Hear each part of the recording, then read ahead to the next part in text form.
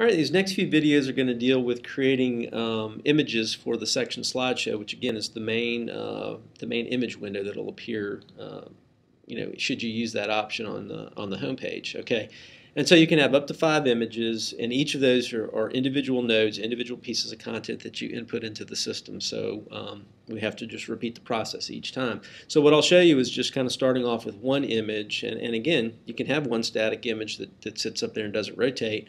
But I'll show you how we can add additional images and how we can add some additional functionality. So the easiest way to get started, not the easiest way, but the way to get started is simply clicking on that Create Slideshow option. I'm going to title this Slideshow 1. This field doesn't output, so again, it's just whatever you want to title it to keep track of it. I'm going to browse and go over to my flash drive and get one of my images that I know is pre-sized. Now 711 by 341 is the size that we have been promoting and mentioning, and that's in the training materials, I believe, or maybe that's on Basecamp, I believe, in one of the messages I'd sent out. It looks like it doesn't have to be exactly 711. I've been able to upload this image in some demos at 714. I'll try to get some clarification on that, but for right now I would say probably go with 711 by 341 just to be consistent. It's possible Drupal will block you if the dimensions aren't right.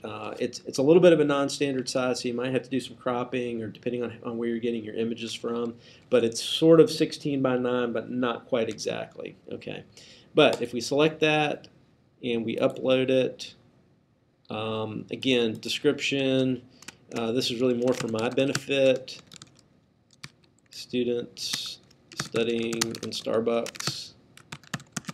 In this case, I think that's probably a very good alternate text field that describes what's going on in the image.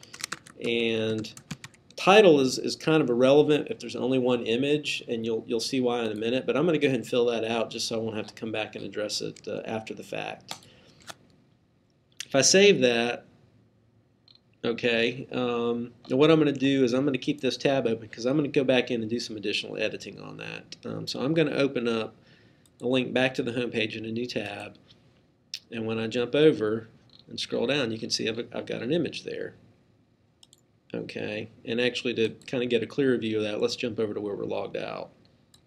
Okay, and so there's an image. Now you might note, you might have recognized or seen this and wondered about this. There's some extra space in here, and there's a style update coming that's going to fix that. So don't let that be an issue or distract you. And in terms of outputting and uploading one image, it's as basic as that. So we're actually going to stop here and then move on to the next video to talk about adding a second image.